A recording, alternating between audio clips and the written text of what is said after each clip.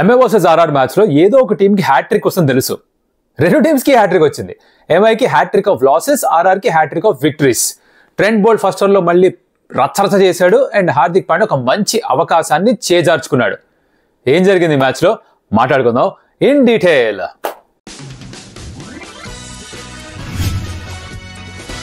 Hi నమస్కారం, స్వాగతం, welcome to stump tiles. నా పేరు కౌశిక్. అండ్ ఇప్పుడే గనక ఫస్ట్ టైం మీ యూట్యూబ్ లో ఈ వీడియో వచ్చి ఛానల్ ఏంట్రా ఇది అనుకుంటున్నారా? స్టంప్ టేల్స్ మేము అయితే ఇక్కడ సబ్స్క్రైబ్ అవుతండి. ప్రతిరోజు వీడియో వచ్చేస్తుంది 10 to 10:30 మధ్యన.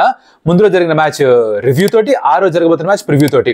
ఓకే, ఐపీఎల్ మొత్తం అంతా వస్తుంది. దాని తర్వాత కూడా ఇంకా చాలా విషయాలు ఉంటాయి. సో ఆబ్వియస్లీ సబ్స్క్రైబ్ చేసుకుంటే మీ హెల్ప్ అవుతుంది. బేసిక్గా అది చెప్పొచ్చేది. ఆల్రెడీ చేసేసుకుంటారా? Super, you are very nice people, you are fantastic people. All right, let's get going. Mumbai Indians versus Rajasthan Royals match ఏమో వాకడే స్టేడియం ముంబైలో. ముంబై మొదటి 2 మ్యాచ్లు బయట ఆడి అలా తిరిగి వచ్చి అక్కడక్కడ ఓడిపోయి ఇక్కడికి వచ్చి కనీసం ఎక్కడన్నా గెలుద్దాం అన్న ఫీలింగ్ తో మ్యాచ్లోకి అడుగుపెట్టుంటారు. అండ్ రాజస్థాన్ రాయల్స్ ఏమో 2 మ్యాచ్లు ఇంట్లో గెలిచి సరే ఫర్ ఎ చేంజ్ బయటికి వెళ్ళి గెలిచి వచ్చి కాల్ ఎగరద్దామా అనుకుని ఉంటారు. ఈ హోమ్ టీమ్స్ ఓడిపోయినవి ఏంట్రా ఇప్పటిదాకా అంటే రెండే. ఒకటి ఆర్సీబీ, వాళ్ళు నెక్స్ట్ మ్యాచ్ ఆడుతున్నారు. ఇంకోటి ఎంఐ, ఓడిపోయారు. ఇది కైసే హువా క్యా హువా. ఫస్ట్ బ్యాటింగ్ చేశారు బై ఎంఐ 125 అంతే కొట్టగలిగారు వాళ్ళు 20 overs. That is all the manage to do. ఎందుకు ఏంటో మాడుకుందాం. అండ్ ఆర్ఆర్ ఈజీగా 16th ఓవర్లోనే మ్యాచ్ ఫినిష్ చేశారు. రియాన్ పరాగ్ మళ్ళీ ఒక సాలిడ్ 50 కొట్టాడు. దాని గురించి మాట్లాడదాం. అయితే ఇక్కడ ఇంపార్టెంట్ హైలైట్ విషయాలు ఏంట్రా అంటే ముంబై ఇండియన్స్ కొన్ని మార్పులు చేసుకొని వచ్చారు. మన ఆకాష్ మధ్వాని తీసుకొచ్చారు because very good move. And I think వేరే ఇంకెవరైనా ఆడిద్దాం అనుకున్నారేమో కానీ వాళ్ళకి తప్పక ఏం జరిగిందంటే ఫస్ట్ ఓవర్ 2 వికెట్లు పడిపోయేసరికి టపీమ్ అని చెప్పి డివాల్ బ్రూస్ని తీసుకొచ్చారు ఇంపాక్ట్ సబ్గా. జనరల్గా మనం ఇంపాక్ట్ సబ్ని 17th 18th over first innings లేకపోతే సెకండ్ ఇన్నింగ్స్ స్టార్ట్ అయిన వెంటనే ఒక బౌలర్ రూపంలో చూస్తుంటాం కానీ, or vice versa second innings start అయిన ఒక బ్యాటర్ రూపంలో చూస్తుంటాం కానీ, ఇలా బ్యాటింగ్ ఫస్ట్ చేస్తున్న సైడ్ సెకండ్ ఓవర్కే ఇంపాక్ట్ సబ్ దింపడం జనరల్గా చూడం చేయాల్సి వచ్చింది. ఎందుకంటే ఆ ట్రెంట్ బోల్ట్ అని ఒక మనిషి ఉన్నాడే, ఈ ఫస్ట్ ఓవర్లో ఫ్యాన్స్ అంటారు అరే నువ్వు మనిషివా మానవ మృగానివారా అని. అంటే ఆ టైప్ లో ఫస్ట్ ఓవర్ లో వికెట్స్ తీసుకోమంటే ట్రెంట్ బోల్ట్ తర్వాత ఎవరైనా. భువీకి ఫస్ట్ ఓవర్ లో 25 వికెట్స్. ఈ మ్యాచ్ లో 2 వికెట్స్ తీసుకుని ట్రెంట్ బోల్ట్ కూడా ఇప్పుడు ఫస్ట్ ఓవర్ లో 25 వికెట్స్. కైసే కర్తే క్యా కర్తా కిసికో సమజ్ नहीं आता. మగర్ ఆ బాల్ తన చేతిలో పెడితే ఆ న్యూ బాల్ స్వింగ్ అవుతుంది, చెప్పిందల్లా చేస్తుంది. Out swing in swing, out swing in swing, టపా వికెట్ తీసుకుంటాడు. రోహిత్ శర్మ ఫస్ట్ బాల్ కి గాను. రోహిత్ శర్మ లోపలికి వస్తుంది బాల్ అని వెయిట్ చేస్తూ ఉన్నాడు. అవుట్ సైడ్ ఎడ్జ్, కీపర్ చేతిలో క్యాచ్, మంచి క్యాచ్. భయ్యో సంజు శాంసన్ ఏం చేస్తున్నాడు అంటే రన్స్ కొడుతున్నాడు, కీపింగ్ కూడా బాగా చేస్తున్నాడు. T20 వరల్డ్ కప్ కి his throwing his hand in the ring saying boss selectors నేను కూడా నేనున్నానని మర్చిపోవద్దు అని గుర్తు చేస్తున్నాడు with his performances with bat and the keeping gloves. తర్వాత నెక్స్ట్ బాల్ నమన్ ధీర్ వచ్చాడు. ఎంత గొప్ప బ్యాటర్స్కే తప్పలేదు. ఫస్ట్ బాల్ బోల్ట్ వేస్తే అలా లోపలికి మూవ్ అవుతుంటే వెళ్ళి ప్యాడ్ మీద తీసుకుని అవుట్ అవడం ఎంతో మందికి అయింది. ఎన్నో సార్లు చూసాం. ఇండియన్ క్రికెటర్స్కి బోల్డ్ సార్లు అయింది. నమన్ ధీర్ నిన్నగాక మొన్న వచ్చిన ప్లేయర్. ఫస్ట్ బాల్ దొరికిపోయాడు in front of the wickets. First ఓవర్లో 2 వికెట్స్ టపీ గాన్. Dewald Brevis entry. ఇంకో 2 వికెట్ కూడా పడిపోయాయి. బ్రూవిస్ అవుట్ అయిపోయాడు, తర్వాత వచ్చిన ప్లేయర్ అవుట్ అయిపోయాడు. ఇంకా తర్వాత దిగాడు ఎవరు? హార్దిక్ పాండ్యా. ఆ సిచ్యువేషన్లో నాకేమనిపించిందంటే హార్దిక్ పాండ్యాకు ఒక గోల్డెన్ ఆపర్చునిటీ. ఏంటంటే ఇప్పుడు ఇంతమంది హేట్ చేస్తున్నారు కదా, he's probably the most hated Indian cricketer in India right now. చాలా మందికి, కొంతమందికి, మైనారిటీ ఆఫ్ పీపుల్కి అర్థం కావట్లేదు ఇంతెందుకురా హేటు అని. అంటే ఒక వ్యాలిడ్ రీజన్ ఉంది. ఏంటది? ముంబై ఇండియన్స్ క్యాప్టెన్సీ తనకి ఎలా అయితే ఇచ్చారో అది నచ్చక హేట్ చేస్తున్నారు. కానీ మరి ఇంత హేట్ చేయాలా, ప్రతి చోటకి బూ చేయాలా, ఎక్కడికి వెళ్ళినా సరే బూ చేస్తూనే ఉండాలా అని ఏవైతే అంటున్నారో దాన్ని కాస్త సరి చేసుకోవడానికి ఒక అవకాశం దొరికింది. ఎలా? ఈ మ్యాచ్లో కనుక పెద్ద స్కోర్ కొట్టి టీంని సేవ్ చేసి టీంని గెలిపించుంటే కొంతమంది అరే పర్లేదురా కొంచెం మనం వీడిని ఇష్టం లేకపోయినా కూడా బాగా ఆడుతున్నాడు, టీంని గెలిపిస్తున్నాడు అని కాస్త 1% 2% ఆర్ 5% ఇటు మూవ్ అయ్యేవాళ్ళేమో అయిష్టం నుంచి ఇష్టం బ్రాకెట్ వైపుకి, ఆర్ కనీసం న్యూట్రల్లోకి ఆ ఛాన్స్ ఉండేది. ఈ స్టార్ట్ ఆఫ్ రియలీ వెల్. మంచి కౌంటర్ అటాకింగ్ పార్ట్నర్షిప్ తిలక్ వర్మతో కలిసి చేశాడు. కాకపోతే తను అవుట్ అయిపోయాడు. తను అవుట్ అయిన సిచ్యువేషన్ నుంచి చూస్తే కనుక ఇక వికెట్స్ పడుతున్నాడు. తిలక్ వర్మ కాసేపు బాగానే ఆడాడు కానీ తను అవుట్ అయ్యాడు. మంచి క్యాచ్ తీసుకున్నాడు అశ్విన్ చహల్ బౌలింగ్లో. సో అలా పైన మన బోల్ట్ గారు 3, కింద చహల్ గారు తీసుకున్న కొన్ని వికెట్స్, అలా మొత్తానికి 20 overs 125కి అలా రిస్ట్రిక్ట్ చేస్తారనమాట. సో ముంబై ఇండియన్స్ పెద్దగా చేయగలిగింది లేదు. ఇప్పుడైతే మీరు 125 కొడతారో ఎప్పుడో కానీ గెలవరు. You need lot of luck to go your way, you need everything to go your way. ప్రతి క్యాచ్ చేతిలోకి రావాలి, హాఫ్ ఛాన్స్ వికెట్ అవ్వాలి, ప్రతి డైరెక్ట్ హిట్ రన్అట్ అవ్వాలి, అపోజిషన్లో బ్యాటర్స్ బోల్డ్ తప్పులు చేయాలి. అది చేసే మూడ్లో కనిపించట్లేదు రాజస్థాన్ రాయల్స్. అదే జరిగింది. బౌలింగ్ డిపార్ట్మెంట్లో బుమ్రాకి న్యూ బాల్ ఇచ్చిన వర్కౌట్ కాలేదు, బుమ్రాకి వికెట్స్ రాలేదు. ఇప్పుడు ఎలా అంటే మీకు ఎవరన్నా మనిషి ఇష్టం లేదనుకో, ఫర్ ఎగ్జాంపుల్ సాదాగా చెప్తున్నా, ఎవరైనా మనిషి ఇష్టం లేదనుకో తను గట్టిగా దగ్గిన చిరాకే, తుమ్మిన చిరాకే, గట్టిగా ఊపిరి పీల్చిన చిరాకే, తింటున్నప్పుడు గట్టిగా నవ్వులుతూ సౌండ్ చేసినా చిరాకే. అలాగే ఇప్పుడు హార్దిక్ పాండ్యా ఏం చేసినా చిరాకే. అవునా కాదా? ఓపెనింగ్ బౌలింగ్ తను వేసినా చిరాకే, ఎందుకు వేసాడు బుమ్రాకి ఎందుకు ఇవ్వలేదని. ఒకవేళ తను ఫస్ట్ ఓవర్ బుమ్రాకి ఇచ్చేస్తే భయపడ్డాడు చూసేవాడు, లో స్కోర్ ఉంది కాబట్టి బుమ్రాకి ఇచ్చాడు, లేకపోతే తనే వేసేవాడు అంటారు. బ్యాటింగ్లో నెంబర్ 4 వస్తే ఎందుకు రావడం, నెంబర్ 4 కింద రావచ్చు కదా అంటారు. కింద బ్యాటింగ్ వస్తే భయపడ్డాడు, పైన వస్తే అవుట్ అయిపోతాడు అని చెప్పి కింద నెంబర్ 7 వస్తున్నాడు, జీటీకి అయితే నెంబర్ 4 ఆడాడు కదా అంటారు. తను ఏం చేసినా ప్రస్తుతానికి తప్పదు. బట్ నేను చెప్పొచ్చేది ఏంటంటే ఇలాంటి సిచ్యువేషన్స్లోనే ఒక మనిషి క్యారెక్టర్ టెస్ట్ అవుతుంది. ఇప్పుడు ఇంతమంది తన్ని అయిష్టంతో ఉన్నప్పుడు, ఇంతమంది తనని డిస్లైక్ చేస్తున్నప్పుడు, ఇంతమంది తనని దూషిస్తున్నప్పుడు, ఎవరు కూడా తనని సపోర్ట్ చేయనప్పుడు తను గనక ఇప్పటికి కూడా పర్ఫామ్ చేయగలిగితే, you don't have to like the guy. there's a difference. You don't have to like the guy, you can still respect the guy. And ఆ రెస్పెక్ట్ వచ్చేది ఎప్పుడు తెలుసా? దాన్ని డిమాండ్ చేస్తారు, నన్ను రెస్పెక్ట్ చేయరా భయ్ అంటే ఎవరు చేయడు. ఆ రెస్పెక్ట్ ని సంపాదించాలి. దేంతో సంపాదిస్తారు? మీ యాక్షన్స్ తో సంపాదిస్తారు. ఇప్పటిదాకా చేసిన యాక్షన్స్ దాన్ని ఎవరు రెస్పెక్ట్ చేయరు, ఎవరు ఇష్టపడరు. కానీ మ్యాచెస్ గెలిపిస్తే ఇష్టపడడం పక్కన పెట్టేద్దాం, కనీసం రెస్పెక్ట్ చేయడం ప్రారంభమవుతుంది. సో అది ఒక అవకాశాన్ని చేజార్చుకుని అనిపించింది నాకు హార్దిక్ పాండ్యా. బౌలింగ్ లో పెద్దగా ఏం చేయలేకపోయారు. ఒక హాఫ్ ఛాన్స్ పట్టిందల్లా బేసికలీ మసిబొగ్గు, చిన్న హాఫ్ ఛాన్స్ వచ్చింది, అది కూడా పట్టలేకపోయాడు. అలా జరిగిపోయింది. ఆర్ఆర్ విషయానికి వస్తే ఇనిషియల్గా ఒక 2-3 వికెట్స్ పడ్డా కూడా ఈ రియాన్ పరాగ్ ఎవడైతే ఉన్నాడో మంచి టచ్ ఉన్నాడు భయ్య కుర్రాడు. తను కూడా యాక్చువల్లీ చెప్తున్నాడు సెలెక్టర్స్కి, T20 వరల్డ్ కప్ మీకు ఫినిషర్గా కావాలంటే ఎవరన్నా, ఆర్ మిడిల్ ఆర్డర్లో స్టేబుల్గా ఆడుతూ యాక్సిలరేట్ చేసే ప్లేయర్ అన్నా కావాలని నేను రెడీగా ఉన్నాను. సయ్యద్ ముస్తక్ అలీలో మాత్రమే కాదు, ఐపీఎల్లో కూడా కన్సిస్టెంట్గా రన్స్ కొడతాను చూపిస్తున్నాడు. Back to back half centuries తనకి. అండ్ ఫినామినల్గా ఆడుతున్నాడు. ఏ బౌలర్ వేసినా సరే చాలా కంఫర్టబుల్గా ఆడుతున్నాడు.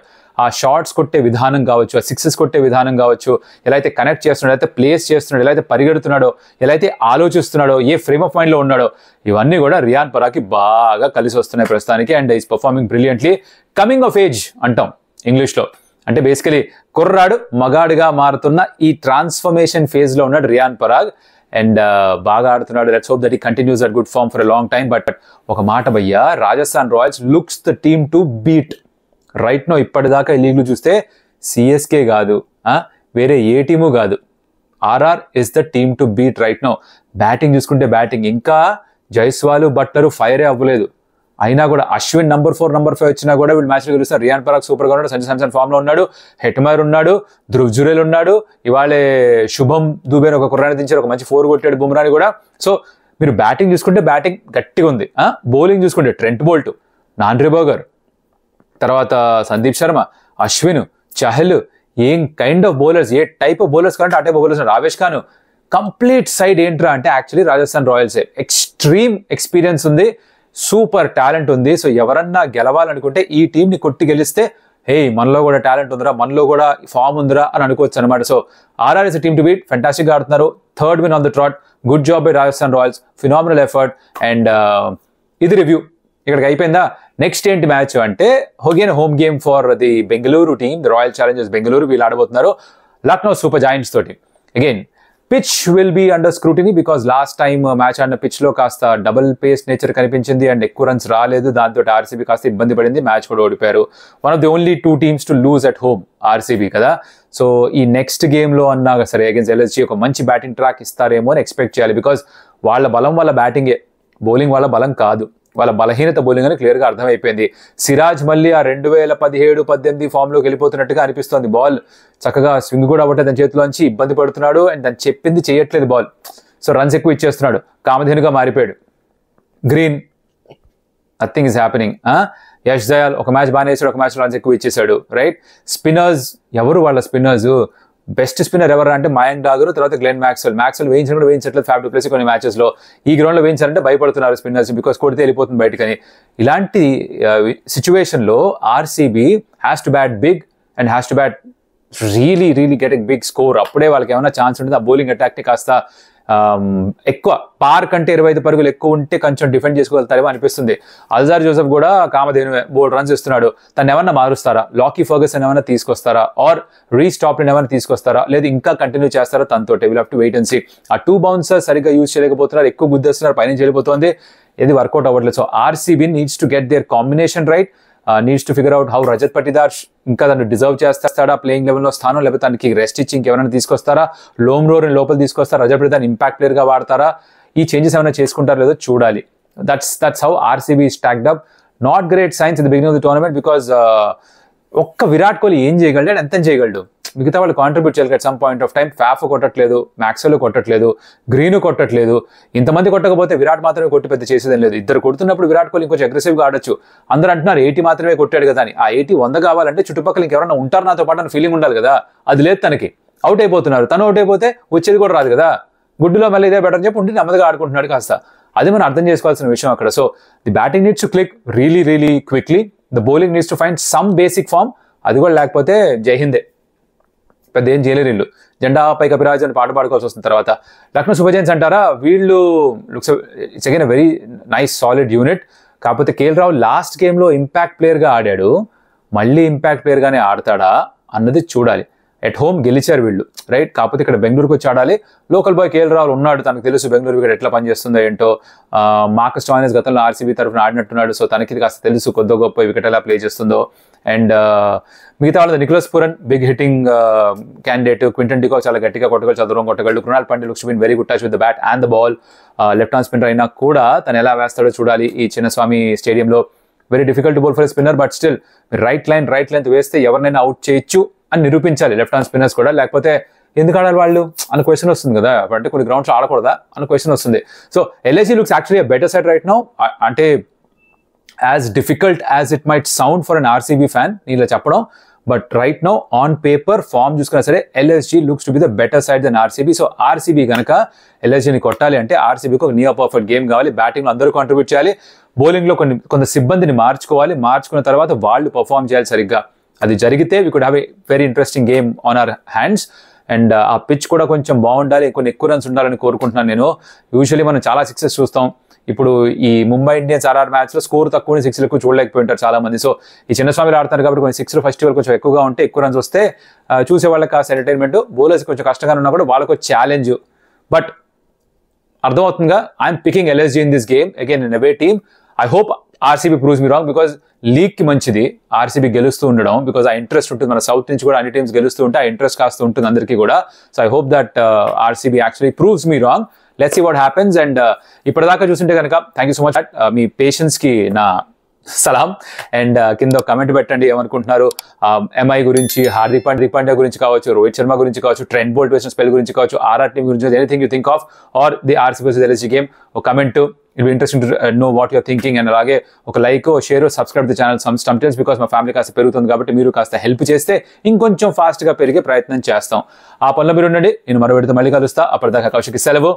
బాయ్.